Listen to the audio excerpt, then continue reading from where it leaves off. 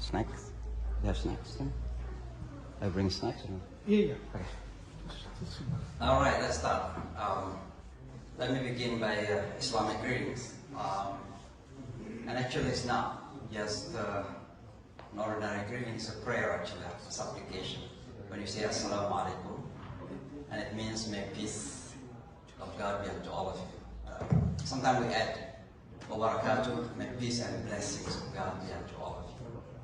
And shalom, salam is the same words actually. Thank you so very much for being here this afternoon. We just finished this is the second congregation. We had the first one. And actually the first congregation was full. Basement here, up, second, and outside on the street. If you see the street is closed, because we have approximately 2,000 people. And the second one is approximately 700 people. So we have approximately 3,000 sometimes on our Friday congregations. Primarily Bangladeshi community. This community started in 1983, 1985, primarily by Bangladeshi immigrants who started. And sorry also for the construction. So actually we are adding up 2 more floors because we need more space for the congregations. So once again, thank you and welcome to Jamaica Muslim Center. Jamaica Muslim Center is one of the largest community-based. In building-wise, possibly it's not large, but community-wise it's so large because if you go down to the hillside, you will see all these Muslim businesses and houses around belong to the Muslims as well. So approximately in this particular area here, we have like 60 to almost 70% are Muslims actually. On our Eid, what you have heard of it, the Eid is the end of Ramadan. We have a gatherings outside in the field, and oftentimes we come together we gather like more than 20,000 people on our Eid, and we have a good partnership with the Jamaica High School on the other side, Jamaica High School. It is indeed an honor for us to receive you, and we are so thankful for many reasons, but I think one of the most important reasons is that we still acknowledge that Islam is possibly still the most misunderstood religion in the world, for many reasons. I don't want to blame our non-Muslims in the first place, but we have to blame ourselves that possibly we don't educate ourselves and others about the real Islam is, what Islam is. And that's why there are a lot of misunderstanding about the religion. And so being here today, for me, and sorry to use this word, maybe also a kind of scary word, you are mujahidun, you are doing jihad. Now jihad is not killings, not bombing, not exploding buildings. It's about struggling to be better. Okay, so when I say Muslims are mujahid, it means they are struggling to be a better human being, to be a better person. So in this regard, actually you are mujahid because you are coming here to straighten your understanding of Islam. Maybe you have some questions, some misunderstanding in the back of your head and you wanted to just straighten it. Alhamdulillah, thank God that you're coming here. That's why we are opening the opportunity for you to ask questions later on. So let me begin by saying that one of the misunderstandings that many people have is that Islam is a new religion. Islam is the religion that's innovated or created by Muhammad, let's say, in the Arabian in the 7th century. That is a wrong understanding. Muhammad did not create the religion, did not innovate religion. We Muslims believe that when God created Adam, not only Abraham, Adam, the first human, and the first mother, Eve, since then, God has already inspired him and his wife on how to live their life here, decently, respectfully, honorably. And in order to live our life decently, it's meant you have to follow a certain direction from God the Almighty. And there are some regulations. For example, in Christianity, we know that actually you have that love and compassion. That's from God, because you didn't create it by yourself. It's God who inspires you to love your neighbors. Love your God with all your heart and mind, and love your neighbors, right? That's what the Bible says. Similarly, what Muhammad says, none of you is truly believing until his neighbors are saved from his words and action. The same, some meanings. Okay? So again, I appreciate being here because it's truly, give you an immense optimism, hope that we can actually live together peacefully, without suspicions, without fear, and maybe without anger sometimes, for that the reason sometimes we are angry to others for no reason. And so thank you very much once again. So the first that I'd like to underline is that Islam is not a new religion. Islam is believed by the Muslims as the religion that has been given throughout the human history. From Adam to Abraham, to Moses, to Jesus, and this is something that we may have different opinions, and to Muhammad. Each of those prophets have different ways of expressing themselves with their rituals. But we do believe that God commanded them to do some rituals. You go to the church once in a week, Sunday, but you pray a lot. I know that our Christian brothers and sisters, they pray a lot as well. Muslims do go to the mosque 5 times daily. There's a big one once in a week, called Friday Jummah, Friday prayer. And these are all. We may have different way of expressing ourselves in our connection to God, but we do believe that God is the same God, and our purpose is the same, that is to humble ourselves to Almighty God. So we don't see that Muhammad came with a new one. Because in fact we believe that Muhammad came to continue, a continuation. And that's why one of the reason why some people say, Muhammad copied. Because it is a continuation. So if you read the Bible, for example, particularly the Old Testament, let's take, for example, the 10 Commandments. Don't. And you read the Holy Quran, every single of those 10 Commandments is there in the Quran, right? Including don't put a physical image. It's a 10 Commandment. The Quran, as you see here, there is no physical image that represents the greatness of God. No, nothing. Because we follow the 10 Commandments. So for us, we Muslims do believe that Islam is a continuation of the teaching. Now, don't misunderstand of the word Islam as an institution. I'm talking about faith. I'm talking about God's revelation. I'm talking about God's teaching. Institution may be new. Muhammad institutionalized, since that time as an institution. But as a faith, it's been there from Moses to Abraham to Solomon to David to John the Baptist and the time of Jesus also. Okay. This is the first point I'd like to underline, because still many of our non-Muslim friends looks like a Muslim bringing new religion. Muhammad innovated in Saudi Arabia. That is something that we need to correct. Now, what Islam is all about? There are many things to say, but I'm going to limit myself because I know that by 4 o'clock I have to leave, right? 4 o'clock? 4:30, okay. Quite a long time. Let me just say first that Islam has 4 main foundations, and then we come to the details. And that foundation is based on one single word. That word is unity. Unity or oneness, whatever you want to say, that's the one. Number 1 is unity of God, oneness of God.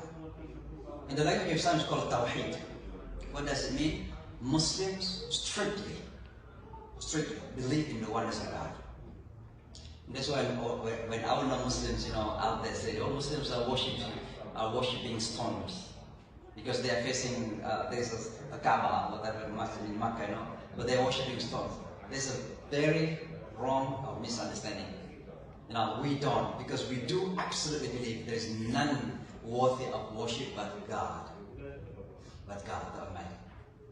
He happened to be called in Arabic Allah.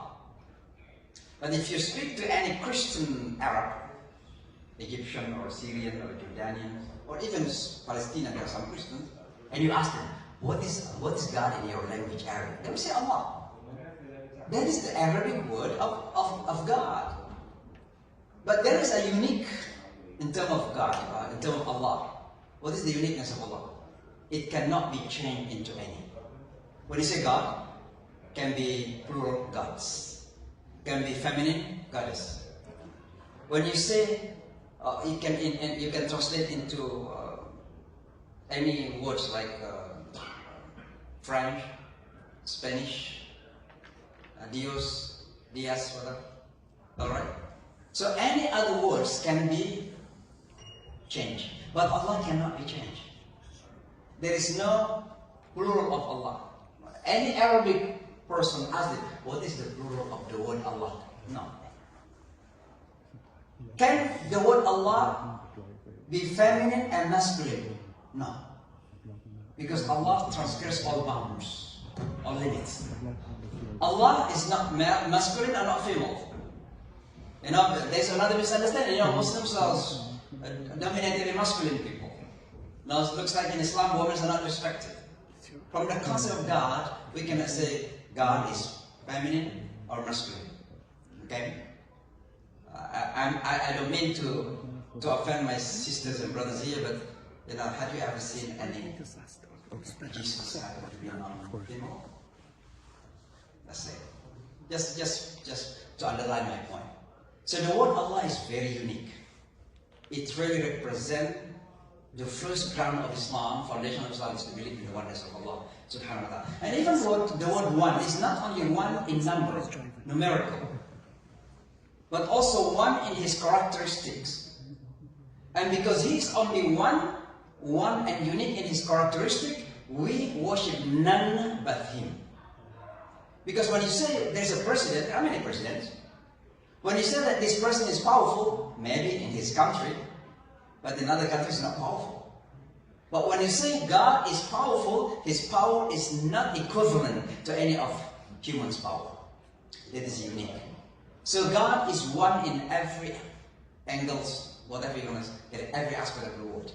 Okay? This is number one that Muslims believe. Number two, Muslims believe in the oneness of humanity. I think you have heard my last part of my speech. Oneness of humanity. What does it mean, oneness of humanity? There are many peoples, many human beings, but humanity is only one. And humanity can be identified by your aspiration. For example, your feelings. If someone pinch you, do you like it? Or if someone curses you for no reason, do you like it? It's the same. I have that same feelings. It means there's only one humanity. We have different skin colors, different faces, different ethnicity, racial backgrounds, whatever, different cultural practices in life. But as human beings, we have only one humanity. And this is why Islam emphasizes that there is only one superiority in terms of human being. Human superiority, no white supremacy. There is only one supremacy, human supremacy. So no white supremacy, no black supremacy, no brown supremacy, no Arab supremacy over non-Arabs. No non-Arab over non-Arabs. Because some people say, you know, Quran is in Arabic language, so looks like Arabs are superior than the non-Arab. No, I don't feel myself less than any Arab in terms of Islam. Maybe in terms of money, I don't have that much money as they have. But in terms of being Muslims, I don't feel myself less than them. Alright? So this is the second one. We see everybody is equal. And that's why racism in Islam is truly evil. And in fact, the history of racism is the beginning of human sin. When God created Adam and his wife, God commanded evil, the devil, the master of all evils, to prostrate to him. What is in prostration? To respect Adam and his wife. And he rejected it. So God asked him, why you didn't do it? The answer is because I am, in the language of the Holy Quran, Ana khayrun minhu, I am better than him. You created me from the fire and you created him from clay. So when you are seeing yourself better than anyone because of that physical thing, that's what racism is all about. And today we see racism in America. That's one of the most, I don't want to say, but this is unfortunately the thing that we are facing in society. Racism is so high. And I think we need to learn from both Islam and other teachings as well. I'm sure Christianity, Judaism, and Buddhism, Hinduism, it's all teach equality, actually, human equality. So this is the second one humanity. The third one is Islam teaches us of one teaching. And that's why I mentioned this earlier, that Islam is not new, but one teaching.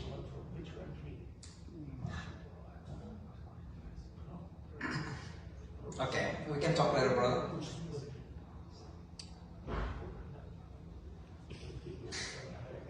Excuse me, we can talk later. Okay. So one teaching, what does it mean? If there is only one God, one humanity, how is it possible to have different teachings? And that's why we Muslims believe the teaching actually is the same from the very beginning down to the last human being. In terms of humanity, how to be compassionate to one another, how to love one another. The same teaching that Moses taught his people. How to be just to one another, justice.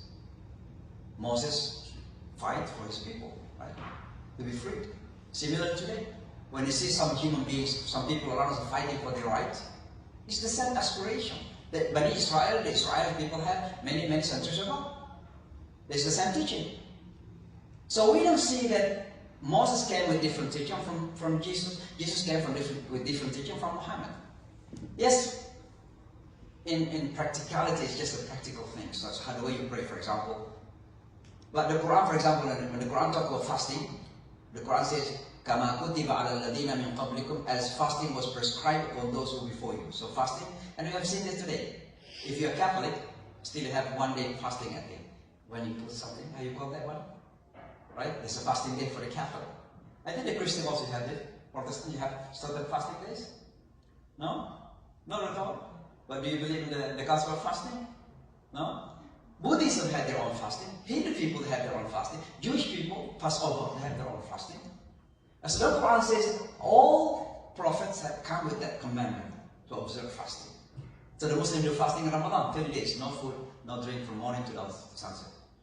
So my point is that one teaching, all right? And the last one is one life. What does it mean, one life? Islam doesn't put life into different compartments. So when the Muslims are praying here, they are trying to be good Muslims in the mosque. But they must bring this teaching outside to the market. You are not teaching, you are not how you call it, dishonest in the mosque. You are not lying to the people in the mosque. What is the difference between mosque and the market? God is the God of mosque, and He's also the God of market. So we don't put our life into different compartments. This portion belongs to me, I want to do what I want to do, but that one belongs to God. I think in the language of modern view it's called secularism. Okay? To separate God from our life. And in fact, we cannot. Just imagine the argument lately between Donald Trump and Pope Leo. And the question is, why Pope Leo involved in looks like politics? Because he defended the marginalized. But that's what? Religion cannot be separated from our life. So as you are a good Muslim in the mosque, you have to be a good Muslim in the market. As you are trying to be good in your worship, in your prayer, you have to be good in your governance as Muslims, in your politics, in your business. That's what I mean, one life. So we don't put life into different compartments, different rooms. We see it as a unifying concept. But now let me go briefly into the details. So we have what we call 6 pillars of faith. We believe in 6 foundations. Number 1, in one God that I mentioned earlier. Number 2, we believe in the angels. You believe in angels, right? Okay. And then we do believe in all prophets. All prophets means we Muslims believe in every single, from Adam, not only from Abraham, from Adam down to Abraham, to Moses, to Solomon, you name any other prophet that you have in the Bible, we do believe in them. Okay, we accept them as our own prophet. And here I think is the difference between us and when we come to Jesus Christ. For us, Jesus Christ is one of the almighty prophets, one of our beloved prophets, one of the unique and special prophets. In fact, Islam views that there are 5 mighty prophets, special, very special. Number 1 is Noah, Moses, Abraham, Jesus, and Muhammad. These are the 5 most important prophets of God. But anyway, all those prophets are, for us, our prophet, and we cannot differentiate, we cannot distinct. لا نفرق بين أحد منهم like in the Quran, we do not differentiate between them. I cannot say, oh, I'm a Muslim, so I believe in Muhammad, but I reject Jesus or Moses. No. I'm not a Muslim if I don't believe in Moses. I'm not a Muslim. It's very important. And then we believe in all scriptures, all holy books. So for us, Bible, which is called in Arabic, in the language of the Quran, it's called Injil. The Torah, the Old Testament, is our book. as well. And then there are some Psalms, the book is given to David. And then Suhuf, there's a Psalm, Revelation given to Abraham. And then to Muhammad, the Quran. So if you read the Holy Quran, you will find all contents of those books actually. Now for example, I'm sorry to mention this particular matter. Muslims do not eat pork till today. Because the Quran mentioned it. Now go to Old Testament, you will find that in the Old Testament. Alright? You study the history of intoxicant, for example. You will find that in the Old Testament. Alcohol is not allowed. Even though our Jewish friends still drink alcohol, but they call it kosher wine. But for us Muslims, this is like kosher wine. You know, we believe that we ignore it all. Because that's the Quran, and that's what the old holy books said. So we accept, we embrace all holy books of God. Alright? Of course, we have to acknowledge the existence of some changes throughout the history. And I think each one of us must challenge ourselves to go back to our own holy books. Okay, I don't want to debate here, but if I ask you to go to the Holy Bibles, they will have some discrepancies. There's some difference between this book and you go to this book on one matter. Alright? Go to Mark, to John, to Matthew and others, and then you read it. My master degree is in comparative studies of religions. I read the Bible many, many times. Okay? I completed it. So I have some knowledge about the Bible. Okay? I have the Torah as well. I read it because I'm having a dialogue with some Jewish friends as well. I have to study the religion. So throughout the history, people are making some changes. And you can study the history of Bible's writings. Okay? Luckily, we Muslims, if you see the Quran, and I'm talking about the Arabic, the real Quran. Translation is translations. Translation is a human product. But the real Quran is in the original language, and that is Arabic language. You go anywhere in the world, anywhere, pick up the Quran, and if you know Arabic, open it, you will not find any different from the Quran anywhere else in different countries you will read it. Same. There's no different. Alright? So we believe in all scriptures, from the Torah, the Old Testament, to the New Testament, to the Quran. We embrace all this. It's our own. And then we believe in the life after death. What is the meaning of life after death? It means that we are going to live our life here in this world. Nobody knows how long, right? 50 years, 70 years, 80 years, maybe 100. More or less, maybe, almost like 70 maybe. Don't be scared, you're not going to die tomorrow. But we are going to die. Our death is not the end of everything. You believe in the hell and heaven, right? We are going to be resurrected. The only difference between us Muslims and Christians is how to be safe, to enter into the Jannah, to enter into paradise, to enter the heaven. For you, in order to be safe, it's called salvation. In order to be safe, you believe in the coming of the only begotten Son to be crucified. So believing in the crucifixion of Jesus Christ for you, that is the salvation. Right? We Muslims don't see our salvation through that one. We do believe that Muhammad and other prophets have come to show us the way. And you have in the Bible say that you will not see God until you see me, right? That you have to see Jesus in order to see God. It means you have to follow the teaching of Jesus. You cannot arrive to God until you follow Jesus. So we Muslims also do believe we cannot be saved unless we follow the teaching that have been given by God through the Prophet, the Muhammad. So we have to follow the Quran and the example of Muhammad in living their life. What does it mean? In order to be saved in the hereafter, to have salvation, you have to take your life responsibility. Because this is just for the argument. I don't want to be, once again, to have this argument, but let's say I do believe that Muhammad had come to bring me salvation. By believing in Muhammad, I'm going to enter into heaven, by the way. How about if I kill somebody? How about if I steal from someone? How about if I cheat the people around me?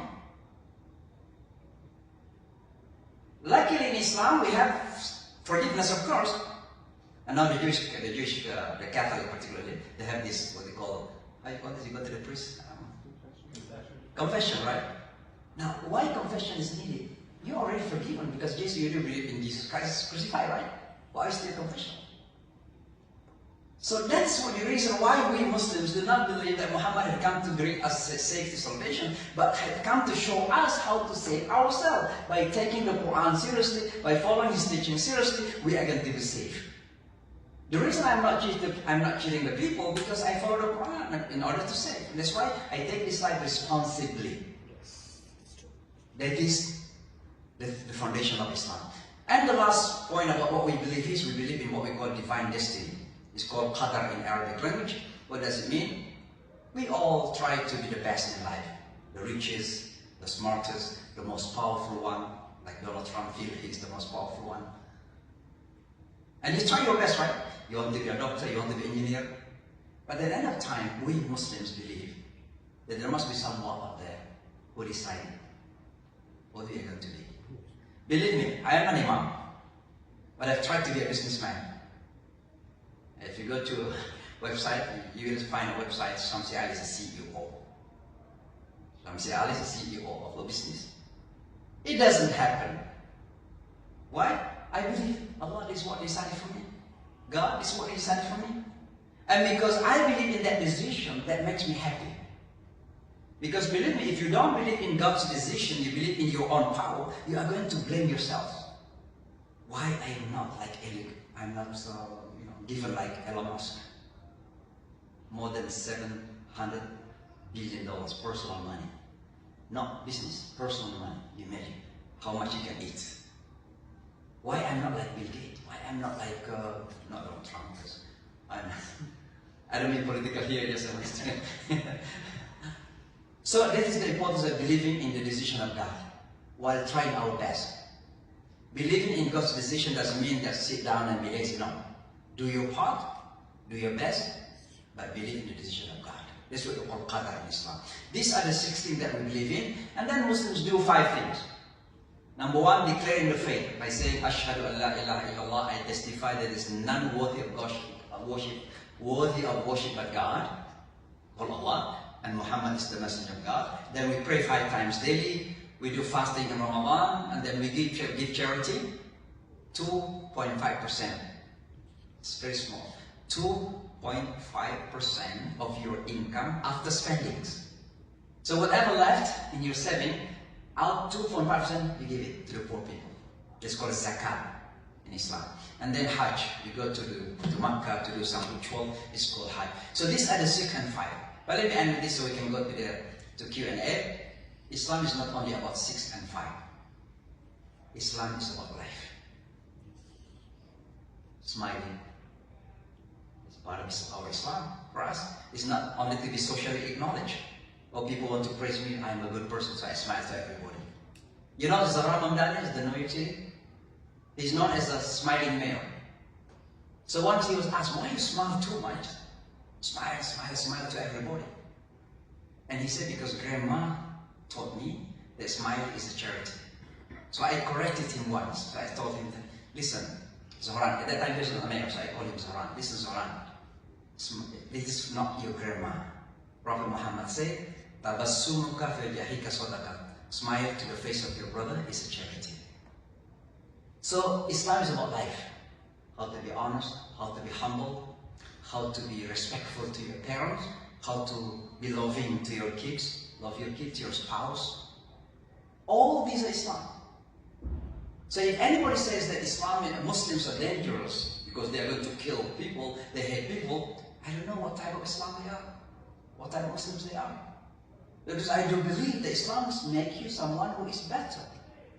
Just like Jesus said, just to love our God as much as we can, with all your heart and mind, and love your neighbors. That's what Muslims do. In our prayer, you know when we pray 5 times daily, we begin by saying Allahu Akbar. And that is a symbol of commitment, vertical commitment to God. God is greatest. So when you heard any Muslim say Allahu Akbar, it's not going to blow up building, no. Because some people go, be careful. They are scared, they are screaming Allahu Akbar, they're going to blow a building. No. Allahu Akbar is a commitment to glorify God. Not to do bad, but to do good. We start our prayer with that, Allahu Akbar, but we have to end our prayer by what? Seeing to the right, to the left, saying what? Assalamu alaikum wa rahmatullah, may peace and blessings of God be unto you, and may peace and blessings of God be unto you.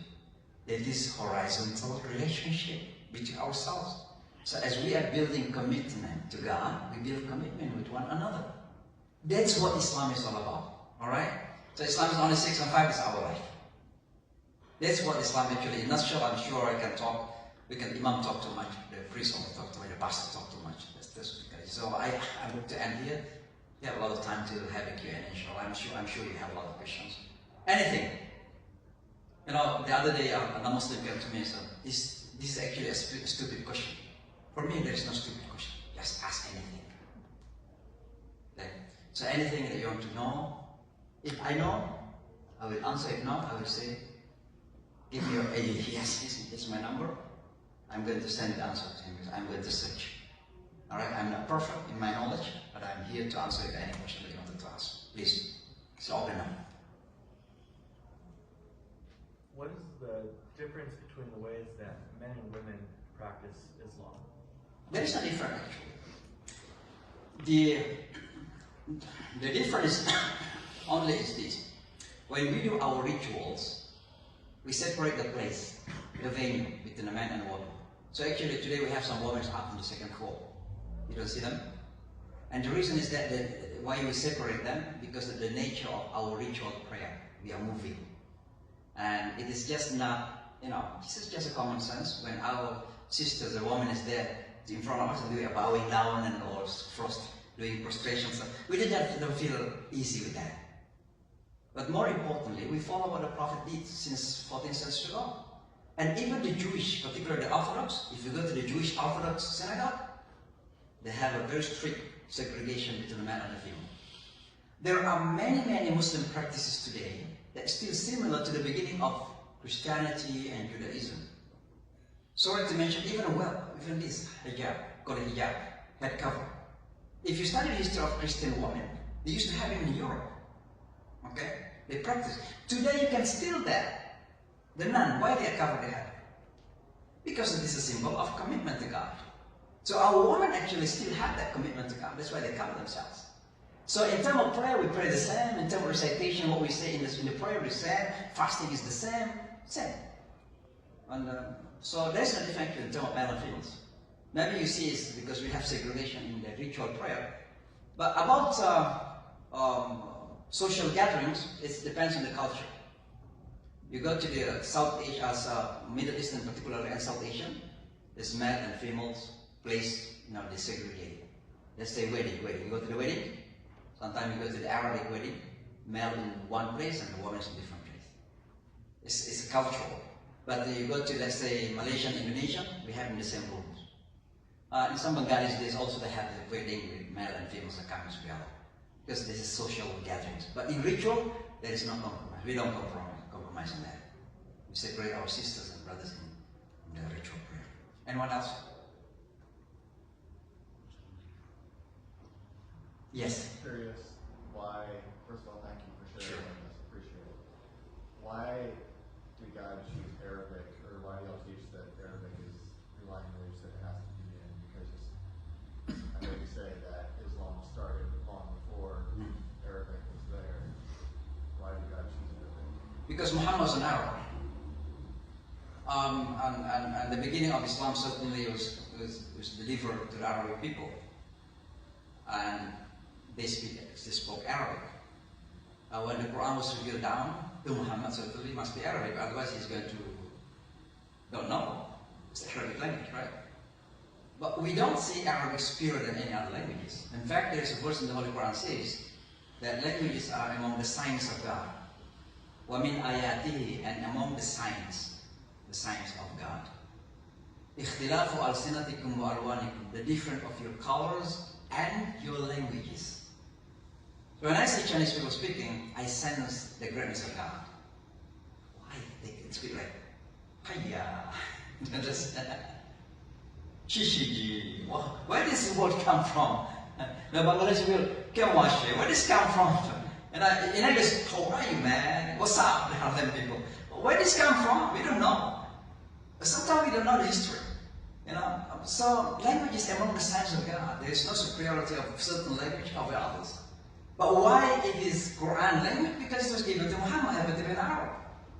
But why is it not language of Aramaic, for example? Because Jesus already passed away.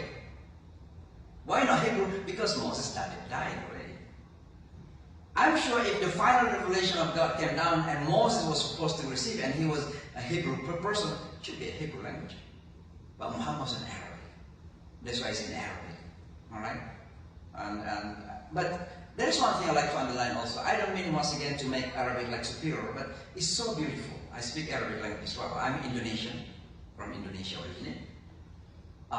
Indonesia is my mother language, so my English is like third language actually, so forgive my English. So, Arabic is so amazing and so unique. I'm not talking about Egyptian Arabic because they have their own slang language. You go to Texas, you have their English, right? They have two different languages. But the Quran is different. Give you one example. Blessings. In the Holy Quran is called ni'mah. When you say blessing in plural form, you say blessings. Right? Blessings. The Quran, when we say ni'mah, blessing, has two forms of plural. Can be an-na'um, mean many blessings, can be ni'am, many blessings. Now I study this grammatically speaking. Why the Quran talk two different words in the same, two different forms in the same meanings, blessings? Why an-na'um and ni'am? And my teachers told me that when God says ni'am, it means the blessing comes from God down to you. God gives you a lot of blessings. When an'am, it means your ability to appreciate the blessings of God from you to God. So when God talks about ni'am, there is no limit unto it. He gives us money, He gives us food, He gives us health, He gives us anything. No limit. We do believe that God gives us unlimited. But our ability to thank Him, to appreciate Him is so limited. How many blessings that you can say, God, thank you? From the moment you wake up in the morning, you have breathing, you're breathing the oxygen. Have you say thank you, God, for that? You drink, you eat your food and you feel sweetness? Not bitter. Thank you. It's your tongue. It's a blessing of tongue. Right? You can see me, your eyes. Because of that sight, you think. Nerve come to your mind. God's blessing. Have you ever say, thank you, God? We are so limited in thanking the blessings of God. This place is called an-na'um. But God's blessings, no limit, it's called ni'am. So you see the uniqueness of Arabic here? There are many things. Now the plural in English, house. What is the plural of house? Houses. Now there is one singular, almost the same sound of house, mouse. What is the plural of mouse? Why mice? Let me ask you why. Anybody can answer me? Why house is houses and mouse is mice? Why not mouses? Or highs, for example? That's it. So again, coming back to that's the language of God, and he decided, because he gave it to Muhammad in Arabic, right? And another question. A lot of times. Yes, please. Well, thanks for explaining it very clearly. Could you explain a bit more just about like what Islam teaches that you learned from Jesus, and also about his death? So like that would obviously be very important to us about how he died. What does Islam teach about that? Sure. Jesus taught of many, many things. And the foundation of our religion actually is also we can learn it from Jesus. Jesus, for example, when, according to our Christian friends, that when he was on the cross, they say, Eli, Eli, lima sabachthani. God, why you forsaken me? And what taught us? It taught us that Jesus could not do it, but God can do it. It means the power belongs to God. So he taught me to be believing that God is only one. And of course, there are many other things. How Jesus is forgiving. He was forgiving. And still you can, our Christian friend always say this one, if someone steps on the right side, give the left one, right? In Islam, not necessarily all the time you give the left one too. Sometimes you have to defend yourself. And there's what we call just war, right? Someone to attack you. And that is actually jihad when it comes to the war. Jihad can be meant war as well. It means self-defense. So the Quran says, قَاتِلُوا الَّذِينَ يُقَاتِلُونَكُمْ. If anyone comes to fight you, fight back if you can. But before that, actually the Quran says, فَأَعْرِضْ. It means forgive and turn away. If you can still forgive, forgive. So sometimes when I talk to a teenager, and I try to explain what jihad is all about, I say, if someone comes to you and wanted to hit you, what are you going to do? Say, I hit him back. So no, not yet. Smile and say, excuse me, I'm sorry if I did any wrong. Ask for forgiveness. Maybe you have some mistake. Maybe he's going to stop, not to hit you. But how about if he insists to hit you? What is it? I hit him back. No, not yet, not yet. Just leave him alone. But that's the Quran says. But how about if he follows you and wanted to kill you and hit you? What are you going to do? Then you have to face him. To defend yourself. Save yourself. And in that particular moment, there are only two possibilities. Either you are defeated or you defeat your enemies. That's it. So again, Jesus teaches that you have to be forgiving, you have to be loving, you have to be compassionate, and we take that very seriously. If you read the Holy Quran, every chapter of the Holy Quran begins by, in the name of God, the most compassionate, the most merciful. We take that mercy and compassion very seriously. So when the people accuse Islam being less compassionate teaching, from what angle are you talking about? One day Prophet Muhammad, when he was not known, there's an old lady, just a very simple story of Prophet Muhammad. He came to him and everybody talked about him as a bad person.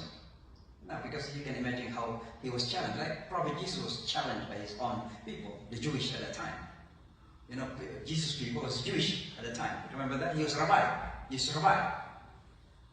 So Prophet Muhammad was so, people talk bad about him.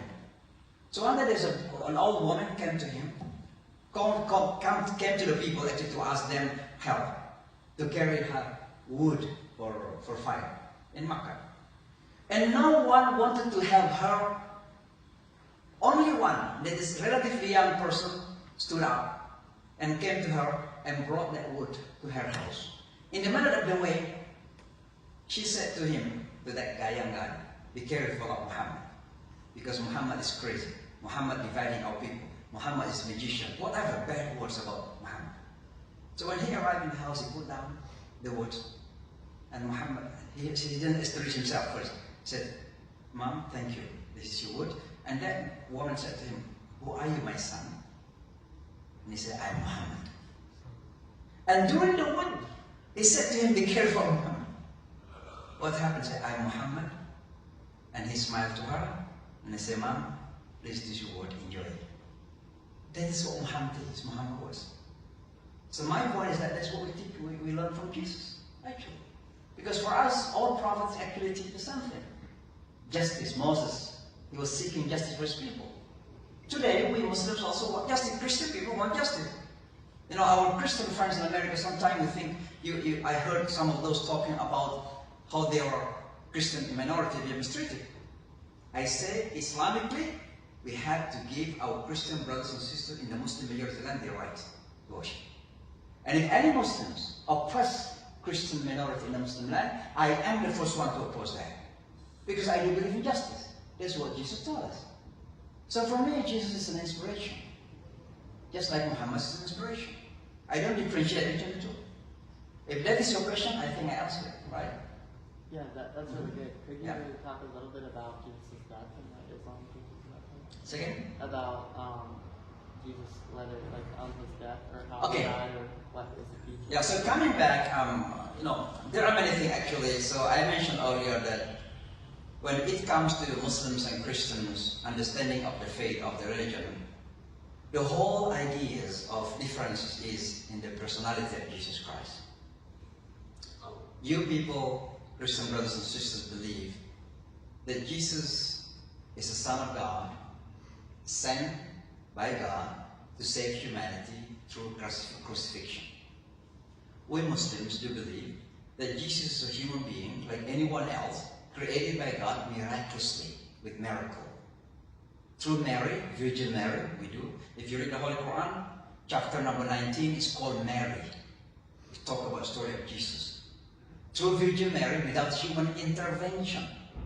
Now, if you ask me how it is possible, then I will ask you, how about Adam? Adam didn't have mother and father. Right? Who is the mother? Who is the father of Adam? You do believe in Adam, right? As the first human being. So who is the father and mother? So if God can create Adam, why he could not create Jesus through the mother without father? Alright?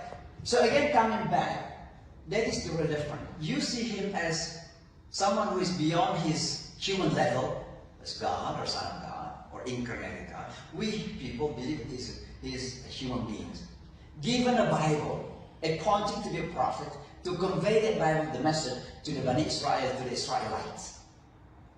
And that's why he came to the Jewish people in Jerusalem. I don't know, to be honest with you, what is the real looking of Jesus Christ. Because when I go to the European churches, I look like Germans. Blue eyes, blonde hair, white Caucasian. I went to Cape Town once, and there was a church there. It looks like African. To be honest with you, this is not a lie. You can go there and check it. So, and so we do believe that Jesus is a human being, was created by God miraculously through Virgin Mary by His word. What is the word here? The Quran said the kalimat, by word. The word here is a commandment. God says to Mary when she was informed by the angel that you are going to be pregnant, Gabriel. She said, how is it possible for me to be pregnant? I have never been touched by any man, no relationship. And Gabriel told him that is a very hayyin in Arabic means it's so simple for God. إِنَّمَا أَمْرُهُ إِذَا أَرَادَ شَيْئًا أَنْ يَقُولَ لَهُ كُنْ فَيَكُونُ. If God's will of anything, He just simply say kun, be, and He was. There's a commandment, through the commandments of God. And that's why she was a very young teenager, and she was pregnant through the words of God. The Jewish people don't believe in this process. And that's why the Jewish people accuse Mary committing wrong things. Fahsha in Arabic language. Something that we don't comprehend. That Mary committed fornications, adultery. And the reason why when Mary brought the baby to the Jewish people, they asked her, where does it come from? Your mother is a good woman, your father is a good woman. And how come you committed? And she said, because God said don't speak. It's called sawm, fasting. Fasting can mean restraint from speech as well. So God commanded her not to speak. So she just ashara, she pointed to the baby, and the baby talked. It's mentioned in the Quran. قَالَ إِنِّي عَبْدُ اللَّهِ, I am the servant of God. أَتَانِيَ الْكِتَابِ, He gave me a glorious book, Injil, the Bible. And then come back again, Jesus grew up, come to teenager certainly, and then he has students, 12 students. Do you have any specific terminology for the students? We call hawariyun in Arabic language. Exactly. We have the 12 disciples. One of the disciples betrayed him, right? What is his name? Judah. So what happened?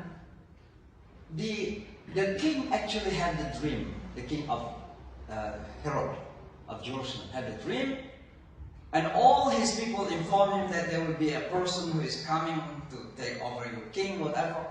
So he tried to find who that, any male from them. So this person, Jesus, growing up and has his disciples, and unfortunately one of the disciples, always anywhere there's some betraying person, he betrayed him. He went to the king and informed him about Jesus, where he was hiding, because he was teaching. He taught his student in a very, exclusive place. Nobody knows. So he went to the king that Jesus is there. And those armed soldiers did not know who Jesus was, because he was mostly not to expose himself. So the student said, when you go there, the first person to smile is Jesus, because he's smiling God. When you arrive there, he's going to smile to you, because this is nature, smiling. What happened when the soldier came to that place? He was already there. Judas was already there. Whatever God wanted him, he was the first one to smile. possibly because he already know that soldiers. So he smiled to the soldiers, and he got arrested. Judah got arrested, and he was the one actually, we do believe Muslim, that he was the one actually was crucified. So the Quran doesn't believe in the crucifixion to begin with. This I have to be open with you. The very beginning. We don't believe in the crucifixion. Okay? And when we don't believe in the crucifixion, also we don't believe in the original sin. We Muslims, I'm sorry to mention this openly, we don't believe in the original sin. It means we don't believe that Adam came down to this world, and because of the mistake, we shared that story, we shared that he ate the forbidden fruit. The Quran also mentioned that. Don't come close to that tree, don't eat that forbidden fruit. But what happened according to your Bible? His wife, right? Seduced him. In the Quran, it's not the wife. The devil seduced him, not the wife. In fact, both of them were seduced by the devil. So we don't have to blame your sisters, the women, because of that. Right? So, we don't believe the crucifixion, and because of that, there is no original sin. Islam says that every single human being, you and myself, was born in the state of purity, called fitra in Arabic language. So it's called innocence. When your mother gave birth to you, your baby, how should I blame this person as full of sin? It's just simply can't accept it. Can't accept it. And that's what the Prophet, the Quran will say, fitra of Allah, fitra, the purity of God is being implanted unto you. And inherently, we have goodness in life. But because of the evil, because of the society, because of the environment we live in, we become someone else. But inherently, fundamentally, we are good people. Like just a baby. Baby, don't cheat, don't lie, don't hurt anybody, don't kill anybody. We are supposed to be like just babies. Today's babies got killed with wars, unfortunately. So coming back again, that's our belief in the original sin. The crucifixion, we don't believe in that. Religions, we don't believe in that. And that's why at the end of the time, our salvation is not believing in the crucifixion of Jesus, but believing in our own responsibility. So that is the different way of seeing Jesus. But once again, I don't mean to undermine your belief. I respect what you believe in. I do, as I want you to respect mine, right? And that's what respect one another. There is a verse in the Holy Quran says, all mankind were created from a male and a female, we made into different nations and tribes to get to know one another. So you ask that question because you want to know about my belief. And I did study about your beliefs. I know some certain, I don't know that, I don't mean that I know everything, but I'm studying and still studying, continue to study about Christianity. Alright? For what? Not to despise one another. Not because you see me different that you hate me. Not because I know you believing in different that I hate you. No. لِتَعَارَفُوا, so that you get to know one another. And the language ta'aruf in Arabic is amazing, Arabic also. It's not only to know, but beyond that, to build understanding. Oh, I see my sisters and brothers are going to the church and happy for his abortion. I understand that. That's their belief. I don't have to see them bad. That is their belief. I respect that. Alright? That is understanding.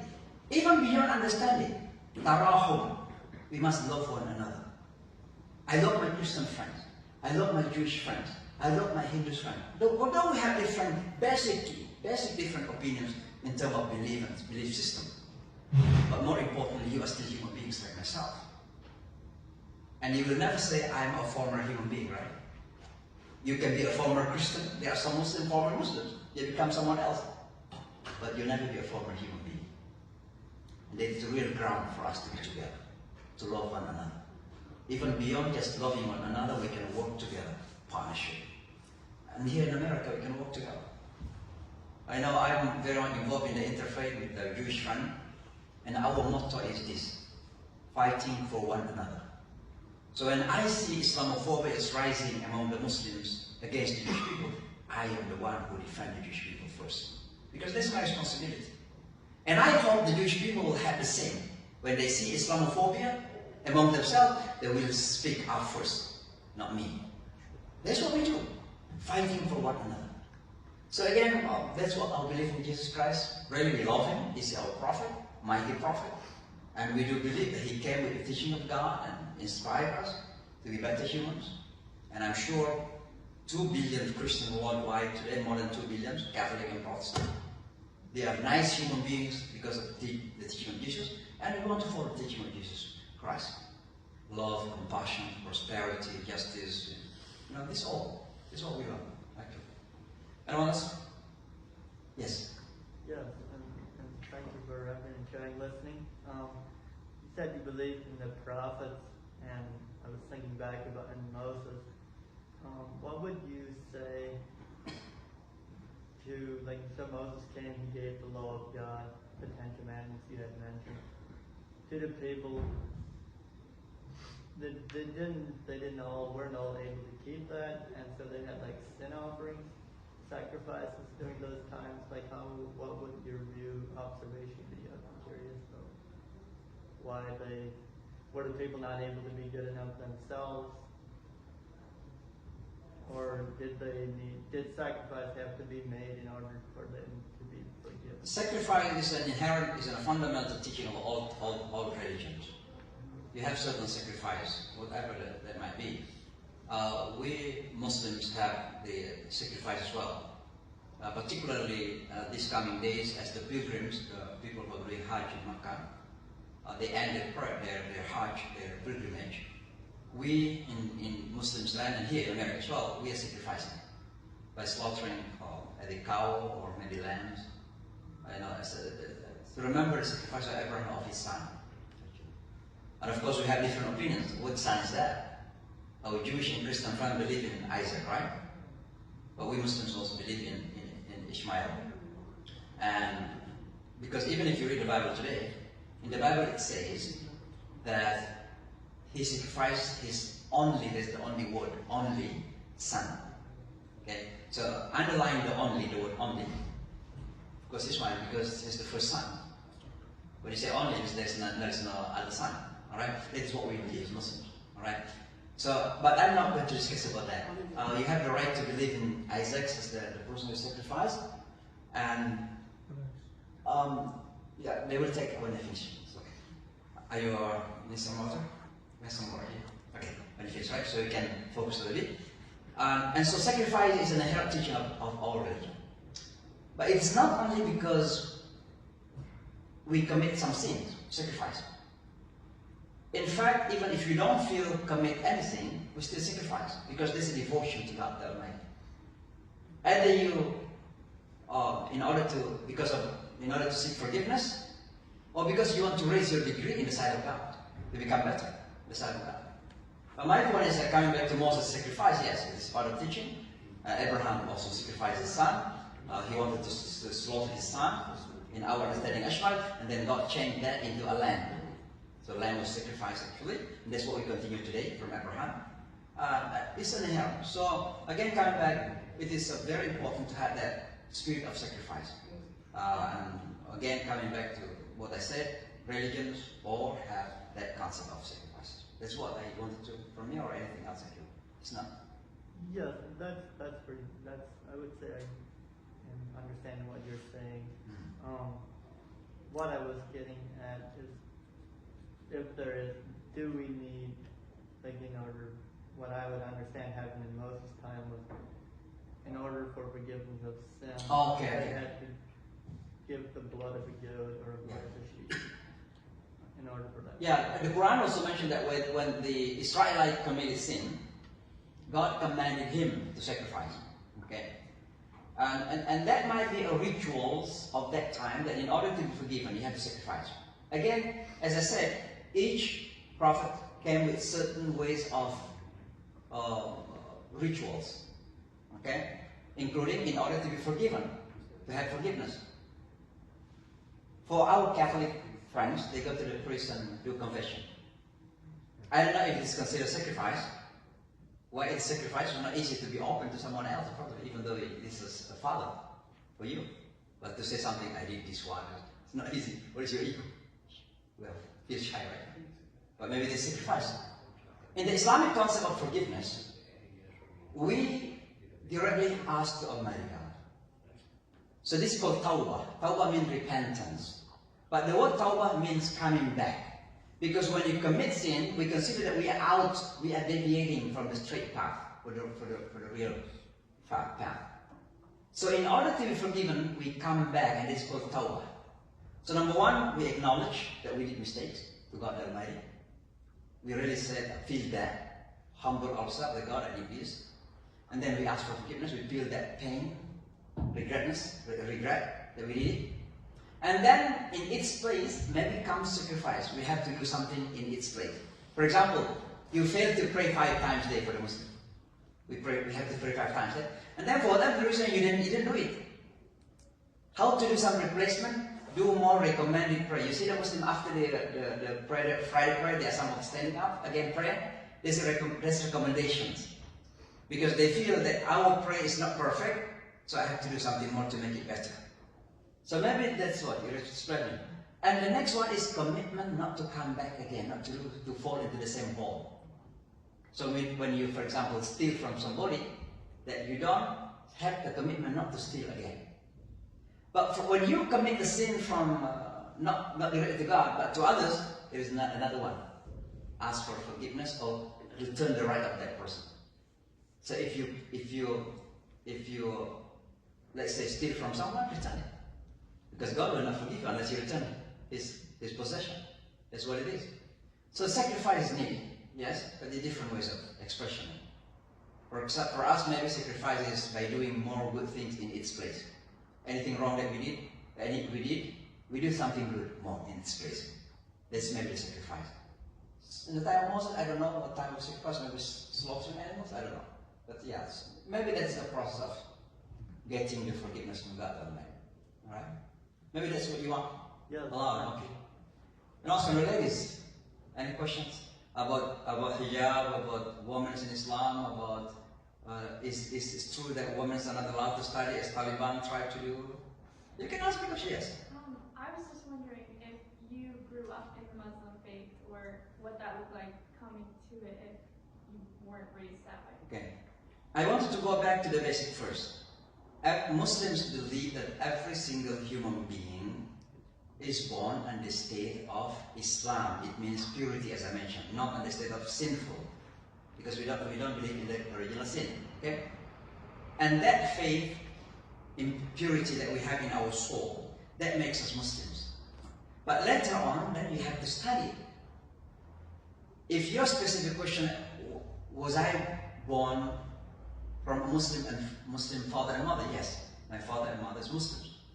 But even I was born from a father and mother who happen to be Muslim, it doesn't guarantee my Islam until I do believe by myself. I studied it, I understand it, I convince myself that this is the right way to follow. That really makes me Muslims. Because if I was born, then I don't care about Islam. It doesn't make me really real Muslim as well. Your birth, the ritual birth, doesn't make you real Muslims. Because Islam is belief and action. And in order for you to have that good, true belief, study it. Study Quran, study the teaching of the Prophet Muhammad, and then you practice praying, fasting. When you do business, how you're going to do business according to common sense actually. But common sense teaching of Islam, no cheating, no lying to the customers. Okay? You put the good one in front, and then there's the bad things the customers taking. Things happen, right? Business people are doing it in order to have some more profit. Okay. So yes, I was born from a father and mother, and then when I was small, when I was a child, I happened to be a little bit rebellious. I used to fight a lot, so I like to fight. So my father was so confused what to do with this kid. So he sent me to the Islamic school. In Indonesia, it's called Islamic boarding school. We live in the school. We don't go to home except once or twice a year. We stay there. Early morning, wake up, start with prayer to God, listen to the lecture of the teacher, taking a shower, have your brush to go to the formal school, study math, biology, chemistry, anything. Here in America, it's very simple. You have four subjects, right? In Indonesia, we have every single subject. That's why I study English language, study Arabic language. No, that's my life when I was a child. They send me to Islamic school. In Islamic school, you have to discipline yourself. You have to follow the regulations. So you can imagine a person like myself used to be rebellious. Now living in the school, you have to follow regulations. For me, it's a jail. I call that jail, but divine jails. That's made me who Shamsi Ali today. Like imagine if my father even sent me to the Islamic school, I don't know what would be happening to me. Okay? And then I studied Quran, I studied Islam. When I finished my school, 6 years, I went to Pakistan to study my higher learning about Islam, Islamic University in Pakistan, and then I continued to Saudi Arabia for 2 more years. But there is how you call to become a pastor or a priest in the Christianity? How you call it? Not seminary, to become to officiate. How you call it? To make it official? Yeah, we don't have ordination. So I was not ordained. I became imam because of the knowledge that I have, little knowledge that I have, and the people trust me. You see the people how they try to shake hands with me, and they still trust the people. And that's why in Islam trust is very important. Get knowledge and being trustworthy, you have the capacity to be imam. But we are not ordained. Ordination is not, right? So that's what started to become today. So if that's the question, I hope I answered it, right? Anything else? Yes. For women, Mm-hmm. thinking about them, is there a difference from the different countries, Mm-hmm. and that women feel in some countries they have more rights than in other countries? Mhm. Like, would America have more rights and freedoms for women than other countries? Sure. Yeah, first of all, I have to acknowledge that our systems are still, in many countries, including in the Western society, not really given the full right. In America, so far right now, still struggle to have the first female president, right? We have had Hillary Clinton, who was defeated. In some Muslim land, we have some, including Bangladesh, we have already 2 women who used to fight one another, Khalida and Hasina, right? In Turkey, we have Muslim women. In Indonesia, we have Muslim women. In Pakistan, we have Muslim women, Benazir Bhutto. Yeah? So, but my point is this. Sometimes we are not honest to the reality that we have. In America, relatively, our systems are very open. You are given opportunities. But why women are relatively not yet in the public life in America? Because there's still a tendency to see that women are less than men. But let me come back to Islam. I'm not talking about Muslims, Islam. What Islam says about a woman. Coming back to the story of Adam and his wife, Eve. When God created Adam and Eve was placed in paradise, in heaven. And God said to Adam, and of course to his wife, do not both of you come close to that tree. It means don't eat that forbidden fruit in your language. Both of them were prohibited. Not only Adam, but both of them. So it's not Adam only was prohibited, but also his wife. It's not only Adam prohibited and his wife seduced him to eat. No. So from that moment, actually we see how Islam honored the woman. And then in the Quran says, Hunna libasun lakum, women are garment for you, and you are garment for them. What does it mean? Without the other, you are naked. It means a lot of such shortcomings. You are not perfect. And that's why marriage is to make you perfect. Even myself, as an imam, I have my wife. To have children, I have 6 children. I have 2 grandkids now. Right? My wife makes me better. And I try to make my wife better. That's what it is. So woman is a house of ours. We see that in Islam. Alright? Then the Prophet Muhammad, peace be upon him, he said that paradise lies under the feet of the mothers. Al-Jannah tahta aqdam al-ummahat. The importance of honoring and respecting particularly the mother. Because no one can pay back your mother. When they're pregnant, delivering the baby, my mother used to say, when I deliver you, one of my feet is in the graveyard. Because I was rebellious, I used to, not to listen to her. So my mother said, no, it's so difficult, so painful for the mom to deliver the baby. So Islam says, imagine you want to enter into paradise, respect your mother. Respect your mother. Once a man came to him, to the Prophet, whom should I respect, mother or father? And he looked at him, and he said, your mother. And he said, then who? He said, mother. Say who? Your mother. The fourth one, they say, your father. Now you can imagine I'm a father. I have my kids. It looks like it's discrimination against me, right? But why Prophet said that? Because in the time of the Prophet, the woman had no honor, no respect at all. They were treated like none. So Prophet Muhammad came to change that mindset. A time for you to change. America also a time for you to change. As you pay the man $15, $20 an hour, the time to pay the woman $15, $20 an hour. No different. That's what Islam is all about. Unfortunately, because of the political, cultural practices, and sometimes in the name of the religion, Muslims are violating that basic teaching of Islam. So for example, once upon a time, Saudi Arabia did not allow the woman to drive. And our friends asked me, why Islam doesn't allow the woman to drive? I said, your question is out of mind. I said, why? I said, because in the time of the Prophet Muhammad, there was no car. How it is possible for Prophet Muhammad to prohibit the woman to drive? There's no car, right? So where it come from? From Saudis. Not every single thing the Saudis doing is Islamic. I asked my Jewish friend, do you think what Benjamin Netanyahu is doing in Israel is all Jewish? It's all Judaism? No, not necessarily yes. Similarly, Saudis, Pakistanis, Bangladeshi, Indonesian, not all of what they are doing is Islamic. They need to learn Islam in order to practice Islam. So if you see that women are mistreated in some part of the Muslim land, I can assure you, it's not because of Islam. Now, I would like to mention one case. There is what we call FGM, female genital mutilation. This issue is discussed at the United Nations, and I often speak at the United Nations. Who practices FGM most in the world? Anybody knows? It's not a Muslim country, it's Ethiopia. And Ethiopia is almost Christian country. But they are practicing FGM because there's an African practice.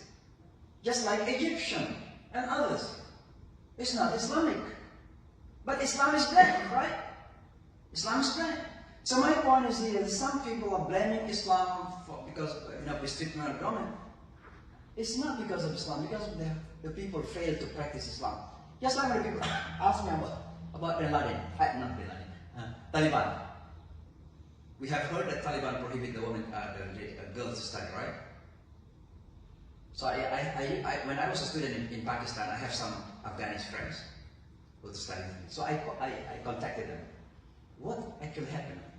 We know that Talabul Ilm, it is a hadith, the Prophet Muhammad said, seeking knowledge is obligatory upon Muslims, male and female. Equally, male and female. It's a hadith, Prophet Muhammad said, obligation. So I texted actually, WhatsApp, not text, WhatsApp to my friend. Why you don't allow the girls to study? And they said, Imam, not that we don't allow them, but the government, at the moment called Taliban government, don't have that facilities enough where men and women can come together. While they culturally, their culture, they segregate men and women, this cultural. So what happened, they wanted to educate the woman, they don't have facilities. So who is to be blamed? We can blame also them, but also we must blame those who occupied Afghanistan for more than 20 years. They did not build schools, they built jails in background. It's in America. But this is my country too. You are in Afghanistan, occupied Afghanistan for 20 years. Why you didn't build school for children? Why you didn't build school for women? You are there just arresting people, oppressing people, and now when you left, then you blame them. They didn't educate the women.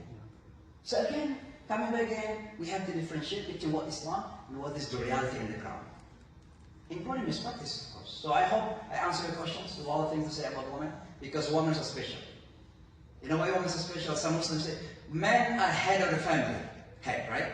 But I say, women are neck of the family. Can a head move without the neck? Cannot, right? Can you move a head? So, another question, maybe the last one? Alright? Alright, this is the last one, so thank you so very much once again. Truly appreciate you being here, and hopefully, if any group coming to New York, don't forget Jamaica is the best place. It's not far from you. And hopefully when you come next time, you'll see 4 floors up, and our building is more beautiful. And we have a special place for you. But now, everything is temporary. The carpet is temporary, it's temporary, you can see. Because we are in a very heavy renovation at the moment. Thank you once again. Thank you. Assalamu alaikum. Peace be with you. Thank you very much. Have some water. Maybe take some picture, group picture, right? It's okay, yeah. So you can have also your file. My father, you can. Huh? Oh, you have some snacks? Oh, okay, that's good. That's good. Okay, let's come here. Everybody stand here. So you ask somebody to take a picture with you. First, yeah. Sure, no problem. Nice to meet you. How lovely.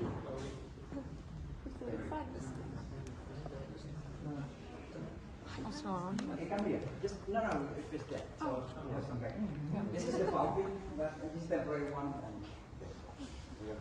Okay. All right, go on. Yeah. I don't have to do the phone myself. Okay, that's okay. Well, come closer. That's all. Make sure everybody's in. Yeah, everybody's in. Smile. 1, 2, 3, go. Yes. Wonderful. Thank you. Can we get one with one Oh, yeah. Yeah. Go ahead. Absolutely.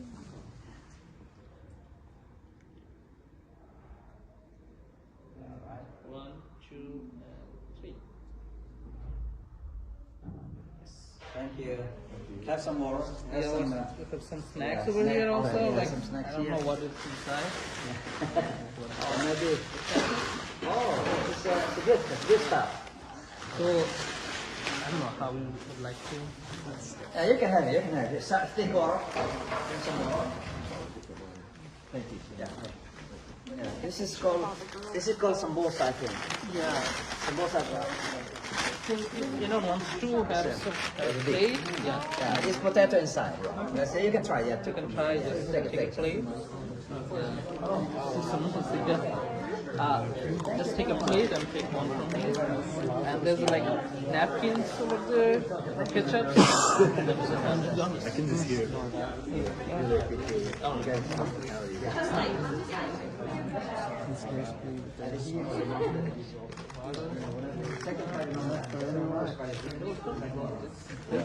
Yeah, there are napkins over there in this bag. Some napkins. I think fourth Friday is the UN.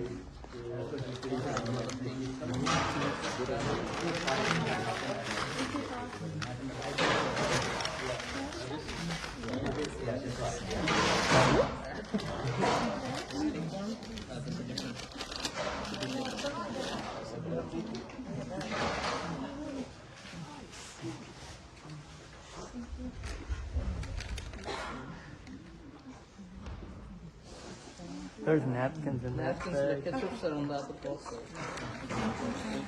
The ketchups are on this bag. It's like a roti. They have some.